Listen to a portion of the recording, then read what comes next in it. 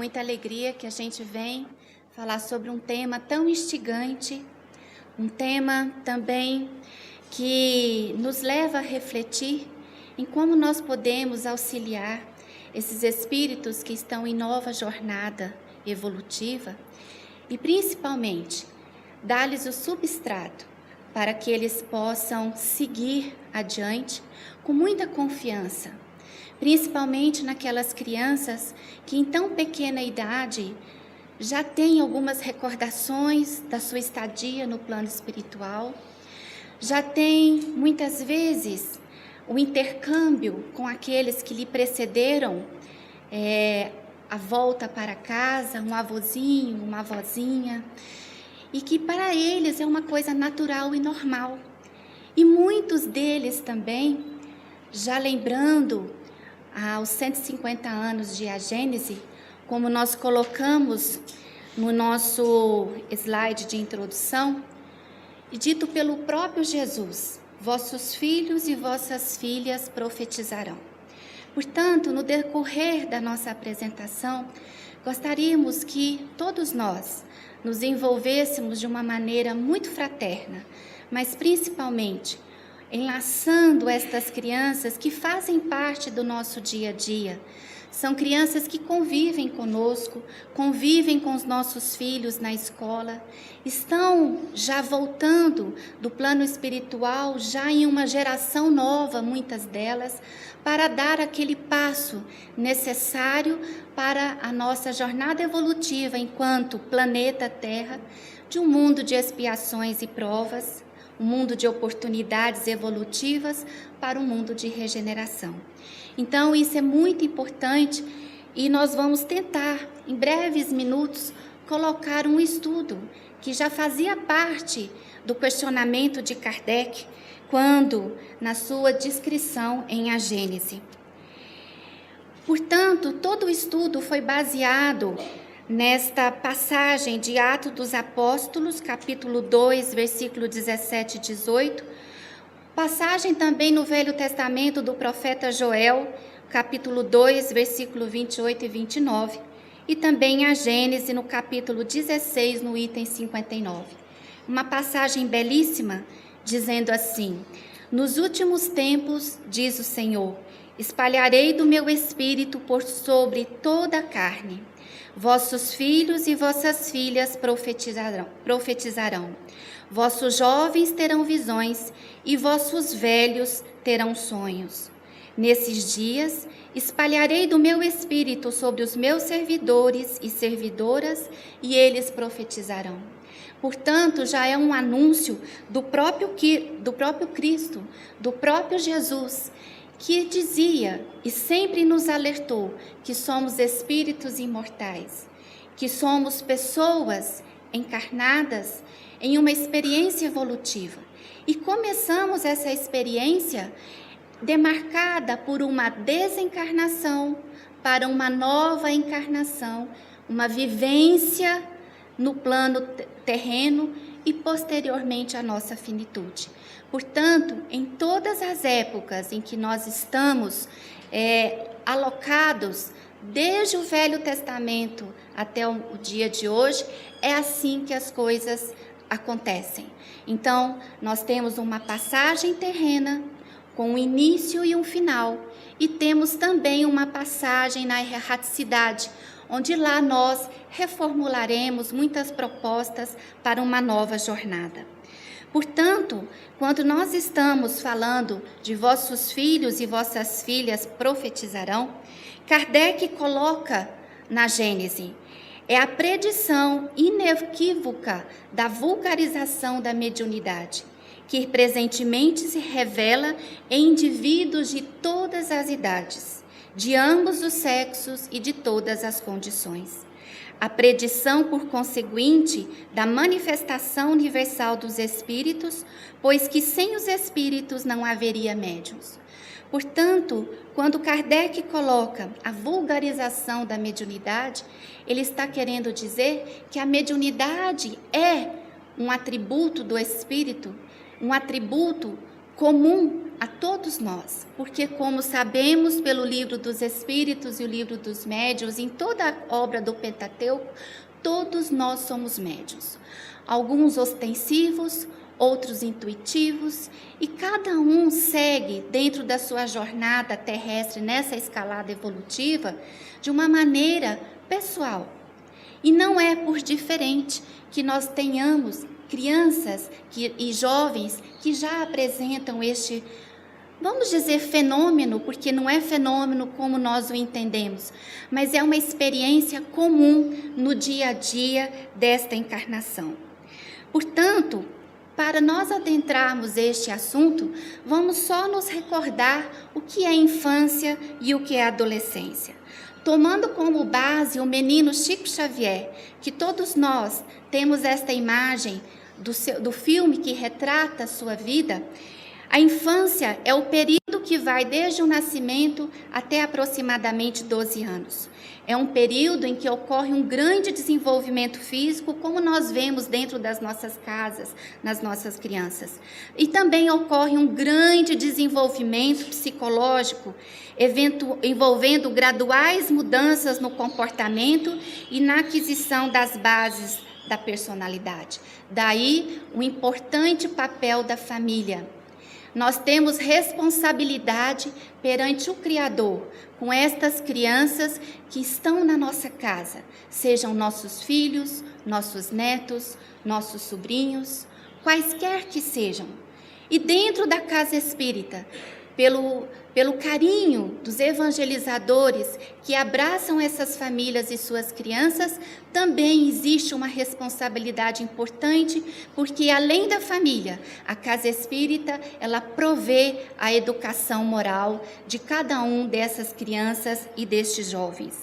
Passando para o Chico Xavier na sua juventude, o jovem, a adolescência marca, então, a transição entre a infância e a idade adulta. Caracteriza-se por alterações em diversos níveis, tanto físico quanto mental, o social, e representa para o indivíduo um processo de distanciamento das formas de comportamento e privilégios típicos da infância e da aquisição de características e competências que o capacitem a assumir os deveres e papéis sociais do adulto. Em outras palavras, de uma maneira muito simplista e muito simplória, mas não tão diferente do que nós já conhecemos.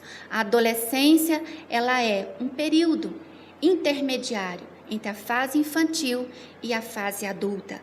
É um momento que o espírito se integra totalmente do seu processo reencarnatório e aí sim delineia-se então a sua característica de personalidade, o seu comportamento, o seu pensamento. E tudo começa na programação reencarnatória.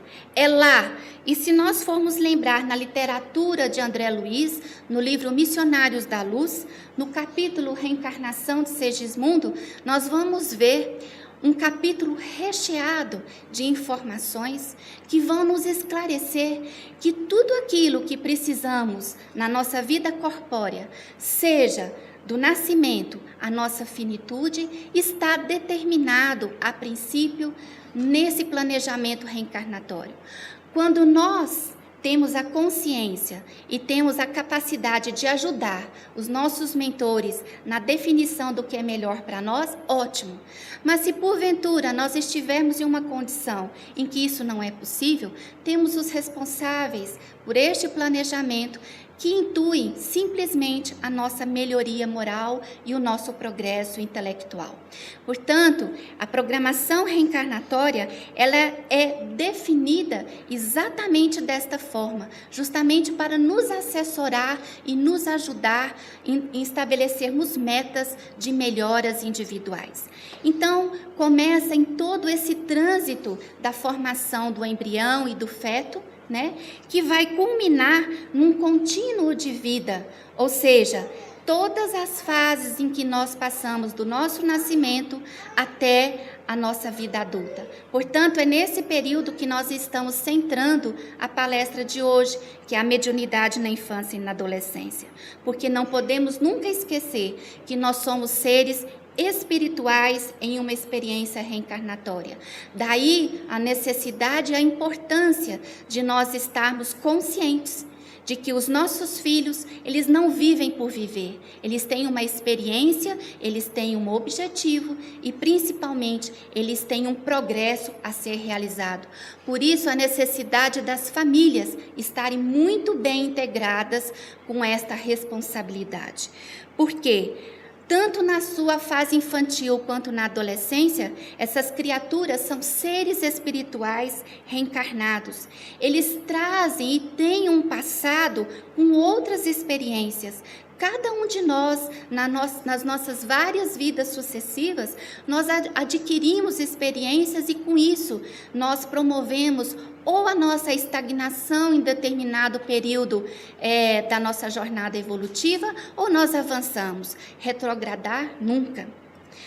Essas criaturas também apresentam um nível intelectual específico, como cada um de nós tenha o prazer e a oportunidade de ver nestas fases.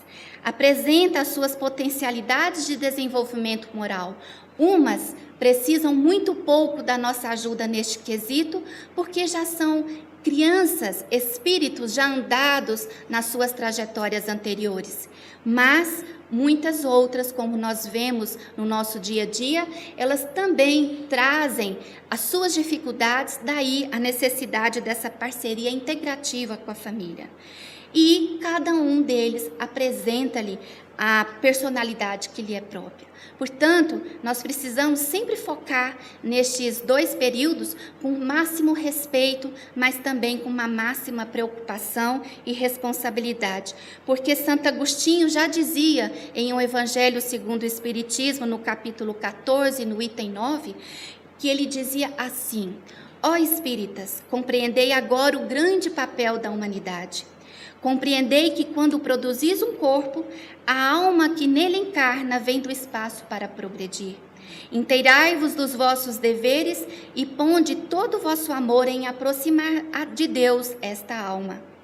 Tal a missão que vos está confiada e cuja recompensa recebereis se fielmente a cumprirdes. Os vossos cuidados e a educação que lhes dareis auxiliarão o seu aperfeiçoamento e o seu bem-estar futuro. Portanto, é mais um motivo para que nós nos debrucemos sobre os nossos filhos, para que possamos ajudá-los da melhor maneira possível. Em se tratando, então, da mediunidade na infância e na adolescência, convidamos o próprio Allan Kardec para nos esclarecer conceitos muito simples, mas só para que nós relembremos que ela é apenas uma aptidão para servir de instrumento mais ou menos útil aos espíritos de uma forma geral. A mediunidade, então, ela não implica necessariamente nas relações habituais com os espíritos superiores. Ela é inerente a uma disposição orgânica de que qualquer homem pode ser dotado, como da de ver, de ouvir e de falar. E isto é embutido em alguns dos nossos irmãos de uma maneira muito mais forte, firme e categórica no planejamento reencarnatório. Apesar de todos nós sermos médiuns, nós vamos desenvolver essa habilidade de uma maneira mais integrada e de uma maneira mais responsável à medida que esse órgão do sentido da nossa parte sensorial, do nosso perispírito, ela vai se manifestando de uma maneira cada vez mais pungente. E Kardec continua: ela é conferida sem distinção, a fim de que os espíritos possam trazer à luz a todas as camadas, a todas as classes da sociedade, ao pobre como ao rico, aos retos para os fortificar no bem e aos viciosos para os corrigir. O bom médium, pois, não é aquele que comunica facilmente, mas é aquele que é simpático aos bons espíritos e só somente deles tem a assistência. Vendo, então, esses conceitos básicos dentro da mediunidade, nós temos duas literaturas que vão focar estes dois momentos, da mediunidade eclodida tanto na infância quanto na adolescência. O livro da Sueli Caldas Schubert, que nós temos aqui na Livraria da Comunhão, A Mediunidade e a Obsessão em Crianças, E Divaldo Franco, pelo espírito Joana de Ângeles, falando sobre adolescência e vida, ele vai ter 2 capítulos que tratam desta parte da mediunidade, principalmente nos jovens. Portanto, lembrando que as crianças são como seres espirituais, também podem apresentar a manifestação dessa faculdade naturalmente em qualquer faixa etária. E nós devemos lembrar que até os 7 anos, as nossas crianças, elas têm um intercâmbio natural com o plano espiritual. É muito simples de explicar. Há pouco tempo, em 7 anos, que elas se desligaram do plano espiritual e estão encarnadas. Portanto, essa interatividade, ela ainda é muito próxima e muito forte, essa ligação com o plano espiritual, para muitas delas que vivenciam e nos contam a respeito do que se passou no plano espiritual enquanto elas estavam por lá, porque muitas delas têm esta memória. Então, explica-se muito por conta desta tenra idade de afastamento da erraticidade.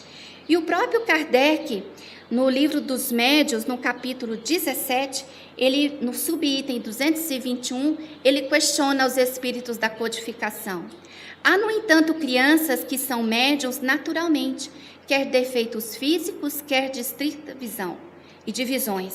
Apresenta isso inconveniente? Será que é inconveniente uma criança apresentar estas manifestações? Os espíritos colocam, não. Quando numa criança a faculdade se mostra espontânea, é que está na sua natureza e que a sua constituição se presta a isso. Daí nós lembramos do planejamento reencarnatório. O mesmo não acontece quando ela é provocada e sobreexcitada. Nota que a criança que tem visões, geralmente ela não se impressiona com estas, que lhe parecem coisa naturalíssima, o que dá muita pouca atenção e quase sempre esquece. Mais tarde, o fato lhe volta à memória e ela o explica facilmente se ela conhece o Espiritismo.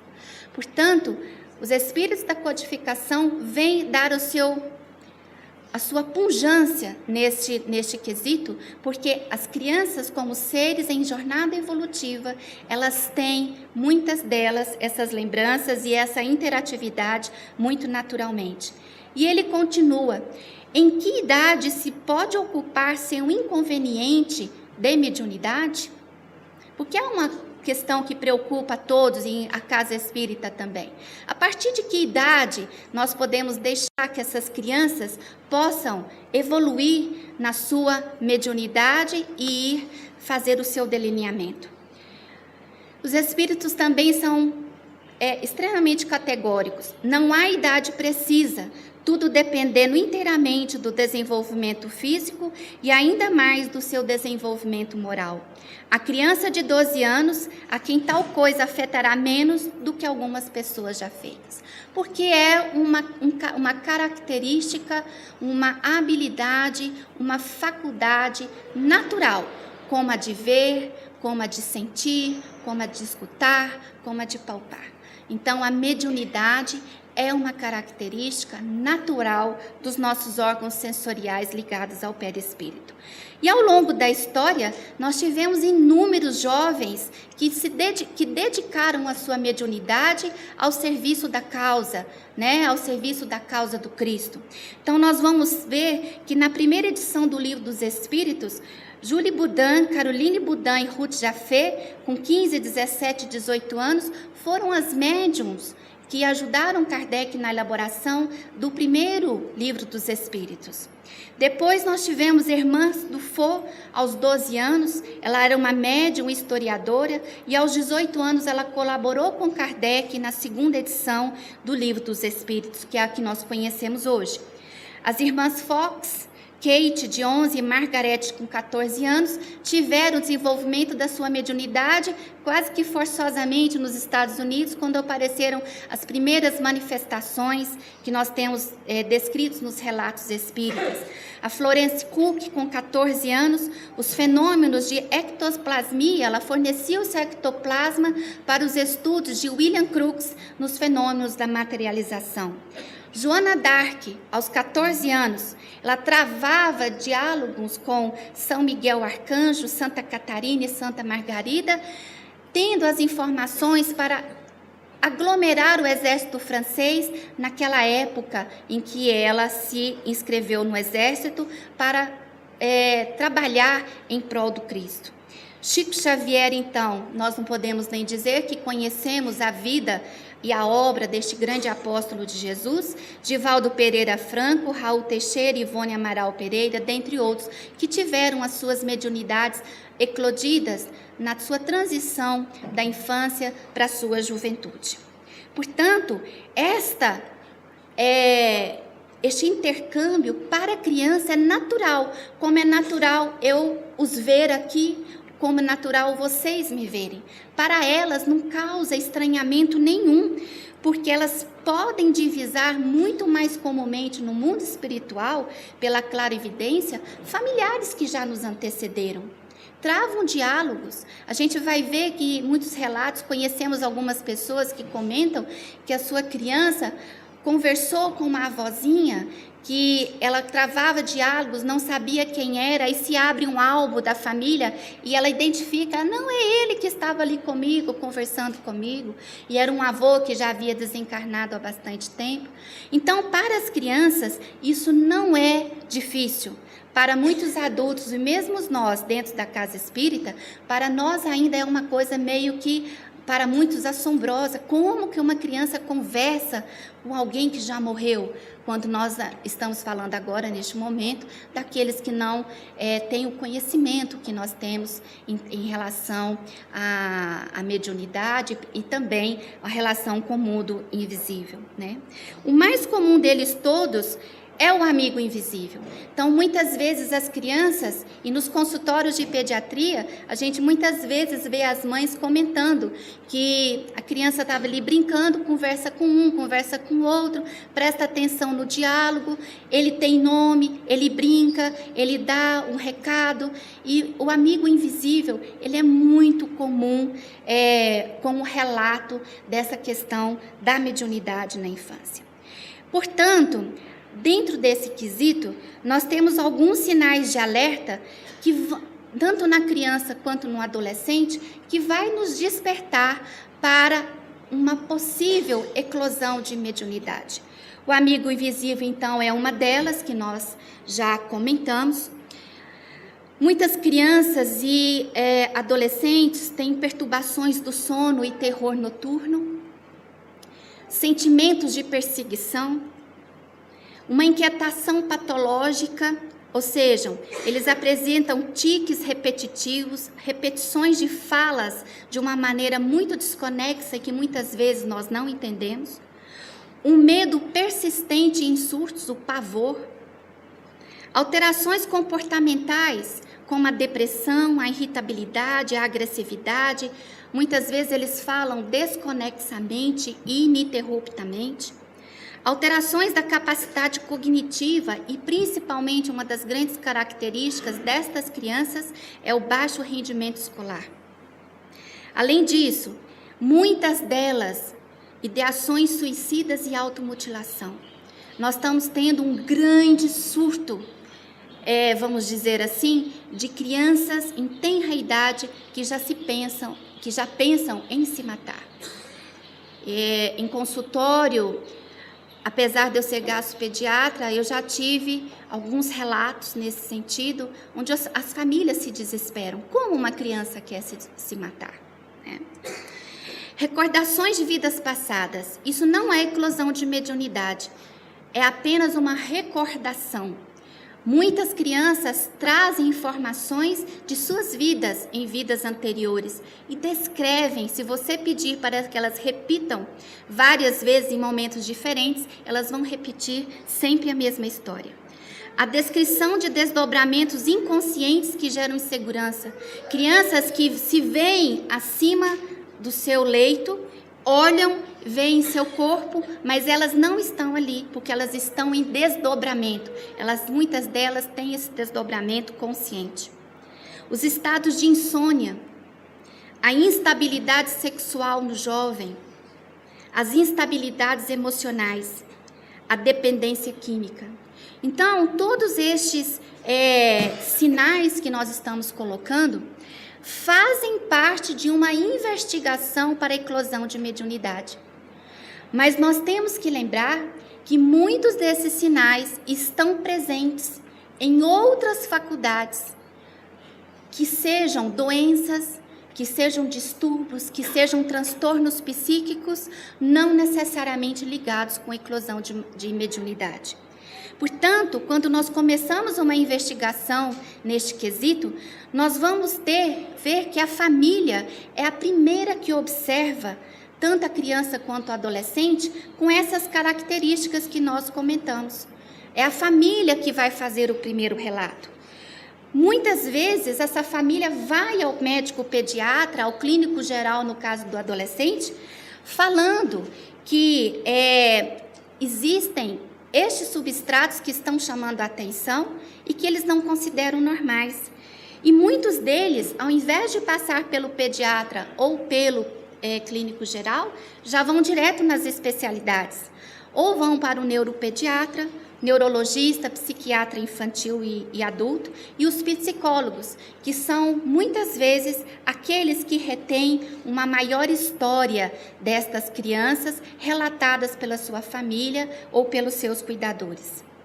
Portanto, quando nós estamos diante desta situação, nós temos que avaliar como que nós vamos investigar de uma maneira muito fidedigna se essa criança está tendo um problema de eclosão mediúnica ou se ela está tendo apenas outros comportamentos que não estão relacionados com a eclosão da mediunidade.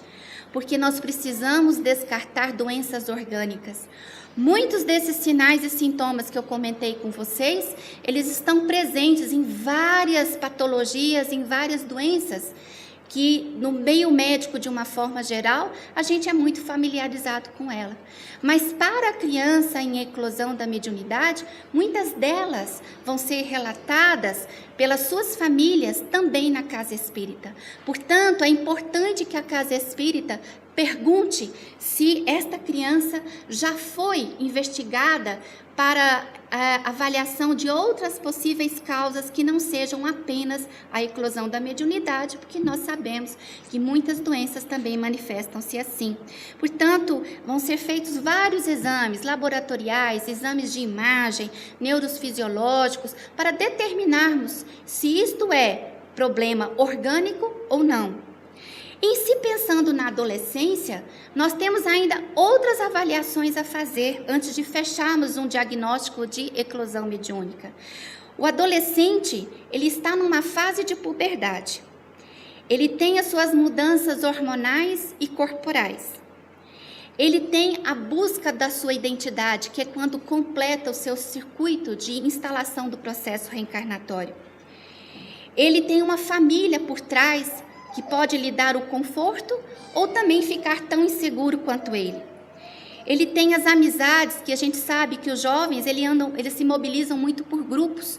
Então, muitas vezes, eles vão se manifestar também alguns distúrbios, como bullying e outras coisas afins, que vão chamar a atenção e eles podem entrar nos seus transtornos psíquicos em função disso. A sexualidade aflorada em função dessas mudanças hormonais e comportamentais, uma vida social que exige bastante, a própria religião. Nós somos agraciados pela misericórdia porque temos uma religião que esclarece e consola, mas muitas dessas eclosões acontecem em outras religiões que não têm a mesma visão que nós temos, e isso dificulta bastante, né? E a mediunidade em si. Portanto, todas essas características têm que ser levadas em conta antes de nós fecharmos um possível diagnóstico de eclosão da mediunidade de uma maneira muito pontiforme. Portanto, Sueli Caldas Schubert, ela faz uma consideração importantíssima. Nós temos que avaliar se esse adolescente ou este jovem está capacitado para ter a sua eclosão de mediunidade e o seu desenvolvimento de uma maneira muito responsável, porque ele está inserido em todas essas nuances que nós colocamos. né?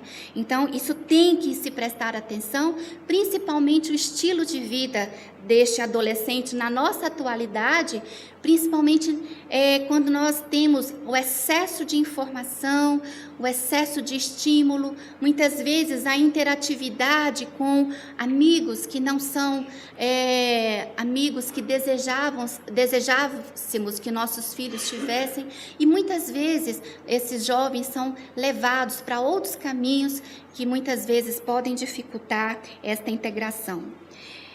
Eles, os jovens, terão condições de assumir compromissos sérios e perseverantes que a experiência da eclosão mediúnica requer? Isso é uma coisa que a Casa Espírita precisa pensar, porque é exatamente pautado em todos esses quesitos que nós colocamos. É importante que essa reflexão seja feita.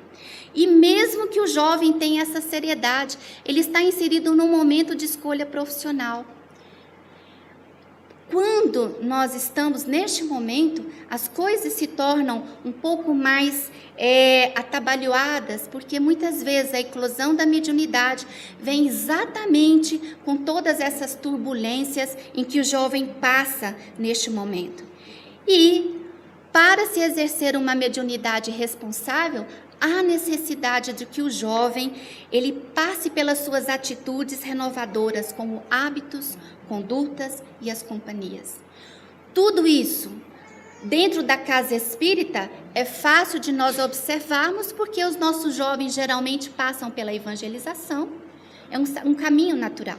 Mas e para os outros jovens que não estão na Casa Espírita, e como a mediunidade ele é uma eclosão para todos, intuitivamente ou ostensiva, como que nós poderíamos então ajudar da melhor maneira, né?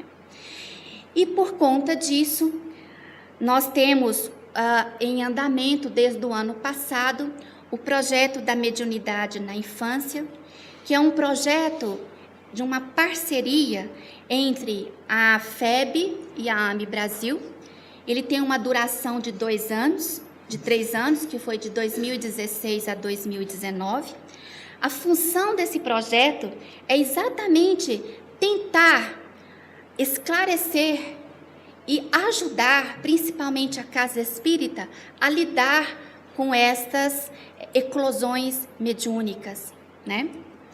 Então, é um levantamento de dados em todo o território nacional, para a organização de estratégias a serem discutidas posteriormente em como proceder o diagnóstico e a conduta das crianças e adolescentes em atividade mediúnica e acolhimento dessas crianças e suas famílias pela Casa Espírita.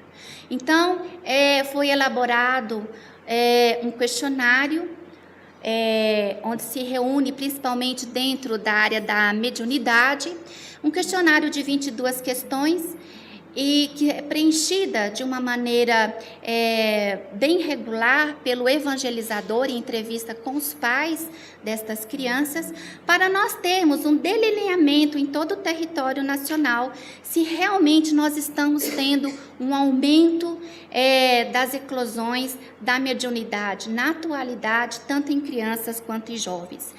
E no Reformador deste mês, uma belíssima revista, esta que foca a família, nós vamos ter os resultados preliminares deste projeto, que nós já temos contabilizados mais de 1.200 crianças e jovens que estão sendo avaliados por este questionário na Casa Espírita, em todo o território nacional. Então, quem tiver a oportunidade de adquirir esta revista para se integrar daquilo que nós estamos falando aqui.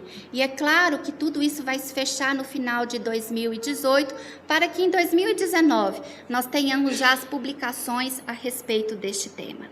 Portanto, meus amigos, vocês veem que o nosso tempo é tão escasso para que nós possamos falar de um assunto tão vasto. Mas é um assunto extremamente necessário, porque ele está no nosso dia a dia, é um assunto que as escolas com os transtornos comportamentais têm chamado a atenção das famílias, e os médicos que estão à frente deste projeto, principalmente aqueles que têm a sua visão espírita, né, de todo este trabalho e principalmente desta realidade do dia a dia das famílias, a gente vai trabalhar exatamente com estas informações para fornecer ao movimento espírita informações pautadas em cima de respostas extremamente fidedignas a esses questionários. Porém, foi-se pensado inicialmente neste projeto para ver se a eclosão da mediunidade na infância e na adolescência estavam eclodindo mais do que já eclodiam naturalmente. Mas nós temos nos deparado com um problema talvez mais grave, que este questionário tem recebido várias informações de que as nossas crianças estão, muitas delas, em estados de tristeza profunda. Crianças com ideações suicidas, jovens com ideações suicidas de automutilação.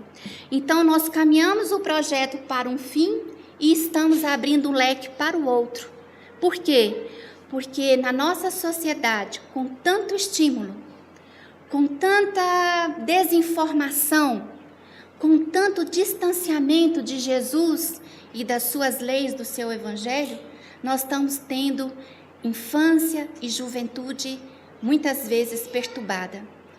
E esta perturbação reflete principalmente nos transtornos psíquicos, nas tristezas profundas. Não é qualquer tristeza, é uma tristeza da alma.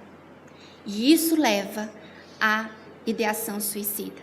E o que é pior, as crianças, quando em ideação suicida, elas agem rapidamente. O adulto, quando na ideação suicida, ele pensa, ele repensa, ele desiste, ele pensa novamente até ele ser sucedido ou não. Mas a criança, até 12 anos, ela é muito imediatista. Quando ela resolve, ela faz. E isso tem nos trazido uma preocupação enorme, porque nós sabemos que a ideação suicida e o suicídio concretizado traz um retrocesso para essa alma em jornada evolutiva. Porém, finalizando a nossa apresentação, Emmanuel, em Fonte Viva, no seu capítulo Mocidade, capítulo 151, ele finaliza esse capítulo de uma forma maravilhosa, que dá a todos nós a ideia da nossa jornada evolutiva. A juventude pode ser comparada à esperançosa saída de um barco para a viagem importante. A infância foi a preparação. A velhice será chegada ao porto. Todas as fases requisitam as lições dos marinheiros experientes, aprendendo-se a organizar e ao terminar a viagem com o êxito desejável. Portanto, meus amigos, que nós possamos refletir bastante sobre este tema. Não só na eclosão da mediunidade, nas profecias já benditas por Jesus no seu evangelho, mas principalmente pelos nossos jovens que sofrem, pelas nossas crianças que sofrem.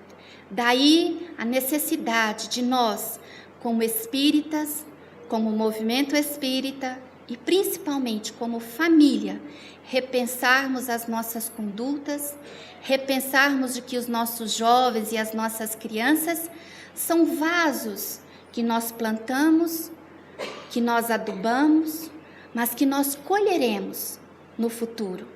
E quem colherá mais ainda é aquele espírito que nasceu, viveu e ao seu desencarne, ele tem a total noção de que o que ele fez por aqui nessa estadia foi aquilo que de melhor ele poderia contribuir para si mesmo.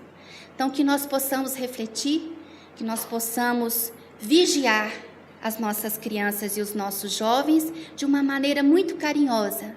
Quando eu digo vigiar, é acolher, é dar o conforto, dar o consolo, dar o apoio, mas principalmente fornecer o equilíbrio e o consolo que essa doutrina nos oferece no dia a dia. Muito obrigada e que Jesus nos acompanhe. Muito obrigada, doutora Márcia Leon. Vocês observam que é um tema extremamente importante no nosso dia a dia, e vamos passar agora para algumas perguntas que já nos chegaram, mas trazendo realmente essa reflexão final, né, sobre que muitas vezes a gente preocupa muito com a questão do fenomênica, mediúnica, mas é importante lembrarmos Emmanuel quando ele fala que a mediunidade é nos dado como para que nós sejamos imã do nosso próprio ser, porque ela é nos outorgado como uma forma de evolução. Então, nós precisamos estar atento a essa oportunidade, mas, acima de tudo, é preciso cuidar, né? Cuidar de nós, das nossas emoções, das nossas crianças, com atenção, para que isso seja algo que venha realmente, né, a ajudá-la no seu processo evolutivo, como todos nós. Então, nós agradecemos pela clareza, né, pela colocação muito boa que você nos trouxe, Márcia. E nós vamos passar agora para o nosso amigo Lúcio, que vai nos trazer algumas das questões que chegaram até nós. Bem, eu queria repetir o e-mail, caso alguém queira mandar uma pergunta para a Associação Médico Espírita via e-mail, é ame.distritofederal@gmail.com. Eu peço perdão às pessoas que perguntaram, porque eu aglutinei algumas perguntas e fiz uma tradução para ficar uma dinâmica um pouco mais fácil para a doutora Márcia poder responder, para não fazer a pergunta ipsis literis, como foi colocado aqui na mesa. Bom, Márcia, a primeira pergunta na verdade, a constatação que você, inclusive, falou durante a aula, né? Então, uma mediunidade de efeito físico, né? Criança ou adolescente tem uma mediunidade de efeito físico. Aí a família acha até bonitinho que ele é um paranormal. Mas quando a criança ou adolescente começa a enxergar vulto, enxergar pessoas, ouvir falar, já vem aquele fantasma do diagnóstico de esquizofrenia, né? Então, a pergunta é a seguinte: temos como diferenciar um distúrbio psiquiátrico da mediunidade de uma maneira fácil? E qual que é o conselho que a doutora Márcia pode dar aos pais diante de uma situação como essa? Aqueles pais que normalmente não são da doutrina espírita, que são de outras vertentes religiosas. Então, em primeiro lugar, nós precisamos situar aonde essa criança está. Ela tem um distúrbio orgânico ou ela tem um distúrbio psiquiátrico. Muitos distúrbios orgânicos, muitas doenças orgânicas, podem simular alguns sintomas. Por exemplo, no passado, quando não se tinha o conhecimento e o tratamento para uma forma de diabetes em que fazia uma hipoglicemia grave, as crianças, os adultos tinham convulsão. No passado, eles tinham a rotulação de serem possessos, né? E isso é por falta do conhecimento médico mesmo na época, da falta de recursos, né? Então, muitas vezes se rotulavam esses pacientes com problemas orgânicos como sendo pacientes psiquiátricos e muitos deles com pacientes esquizofrênicos. Então, primeira coisa, precisa ser feita essa separação. Daí a necessidade de se levar ao consultório médico, pediatra, clínico geral, psiquiatra infantil, psiquiatra geral, para que possa fazer a elucidação diagnóstica deste paciente. Primeira coisa. Outra coisa, muitos pacientes que têm transtornos psíquicos, eles têm alterações dos seus neurotransmissores cerebrais. Então, quando nós temos um paciente, por exemplo, com hipotireoidismo, que tem um quadro depressivo por alterações das funções da sua tireoide, ele não significa que ele está obsidiado, não é verdade? Então, nós temos que tirar um problema orgânico, separar de um problema psíquico e fazer as avaliações médicas possíveis e os tratamentos adequados. E, é claro, para aqueles que estão na casa espírita, a terapia complementar espírita é fundamental. O passe, água fluidificada, os tratamentos nas salas, tudo isso vai ser avaliado pela equipe espiritual da casa, através do atendimento fraterno e direcionamento dessas pessoas, sejam crianças, jovens e adultos, para os tratamentos adequados, nunca deixando de lado os tratamentos orgânicos. Isso é importantíssimo falar. E o conselho que a gente poderia dizer é refletir exatamente sobre isso. Mesmo para aqueles que estão na casa espírita, muitas vezes é difícil de você definir, apenas olhando para o quadro que aquele indivíduo está apresentando, se é um problema apenas de transtorno psíquico, se é manifestação mediúnica, se é outros processos que envolvem a mediunidade. Precisa-se estudar caso a caso, precisa-se esclarecer e precisa-se aglomerar de uma maneira muito prática os acompanhamentos médicos e os acompanhamentos da casa espírita. Ainda dentro dessa pergunta, que seguia nesse caminho, foi perguntado se existe algum diferencial biológico na criança médium, se existem algum trabalho científico sobre criança médium. Olha, sobre criança médium, não, mas nós temos alguns médicos psiquiatras que estudam saúde e espiritualidade e que estão promovendo alguns estudos nesta área, coordenados pelo Dr. Alexander Almeida, em Juiz de Fora.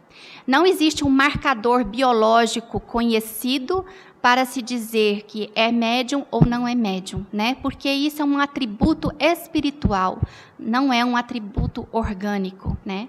Então, nós precisamos desmistificar isso e precisamos, acredito que no futuro, na medicina do futuro, muito lá para frente ainda, nós poderemos ter algumas interações maiores, mas até o momento, não.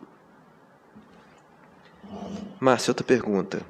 O terror noturno, ou seja, aquele choro intenso, inconsolável, sem causa aparente, que aparece e desaparece em algumas crianças, pode ser sinal de mediunidade? Uhum.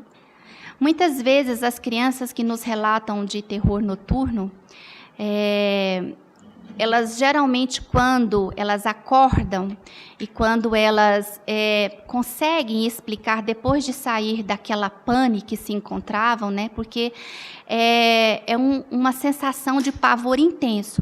Geralmente elas vão, quando é um terror noturno com um sinal de perseguição dos espíritos, né, elas vão relatar exatamente isso, que existia alguém que estava apavorando, que estava passando muitas vezes o medo para aquela criança, e que muitas vezes elas relatam que as crianças estavam sendo apertadas a sua garganta, né, no sentimento de sufocamento. Então, algumas dessas crianças conseguem relatar esses sinais, né? Mas geralmente quando elas conseguem, né, que muitas delas, quando têm um terror noturno, e elas vão fazer essa manifestação através da fala para os seus pais, mas choram inicialmente, porque ainda estão apavoradas, e muitas delas se omitem em comentar. Mas as que comentam, geralmente associam com uma sensação persecutória. Dentro dessa vertente também, como o Espiritismo explica o sonambulismo, ou seja, aquelas crianças que andam, falam durante o sono, que normalmente é verificado na infância? Uhum. Então, na infância, muitas crianças sonambúlicas, né, elas têm esta vertente, muitas vezes pela questão do desdobramento inconsciente mesmo, né? Então, muitas crianças relatam, e você vê, às vezes, algumas crianças se dirigindo à porta, ou elas conversam, mas depois não lembram do que falaram. Às vezes, os pais, eles não entendem o que as crianças disseram, né? E isso se perde na memória delas, porque isso não é uma coisa que elas vão guardar com uma certa facilidade, a não ser que alguém comente, né? E que pergunte a ela o que ela estava fazendo em tal lugar e ela não se lembra. Portanto, isso é uma coisa muito comum, até por volta dos 8, 9 anos de idade, e depois os fenômenos sonambúlicos diminuem bastante, conforme nós conhecemos. A última pergunta. Normalmente a mediunidade ostensiva ela se manifesta na infância, na adolescência, mas ela também pode se manifestar na idade adulta?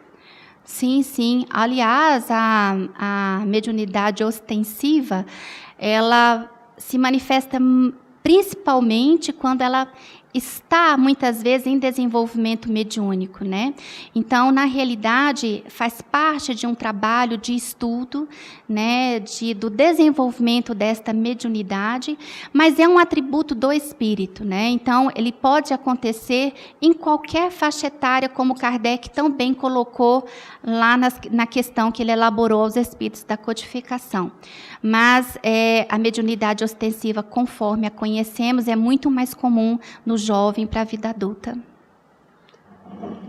Bom, para encerrar, eu gostaria de relembrar mais uma vez o nosso e-mail, aame.distritofederal@gmail.com. Passar a palavra para a doutora Fabíola, fazer a prece de encerramentos e agradecimentos.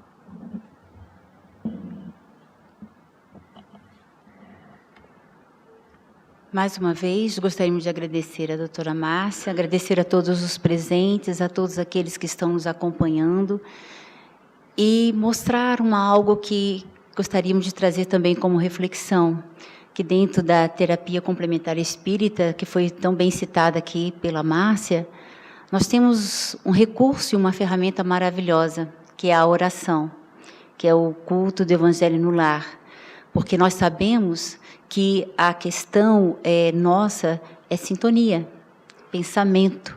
Então, quando nós temos o hábito dentro dos nossos lares de fazermos as nossas preces, agradecendo o dia que começa, fechando a porta, como dizia Gandhi, né? Que nós temos que abrir e fechar a porta adequadamente do dia, abrindo a porta, agradecendo a oportunidade do dia e fechando a porta, agradecendo por estarmos novamente ali no nosso descanso.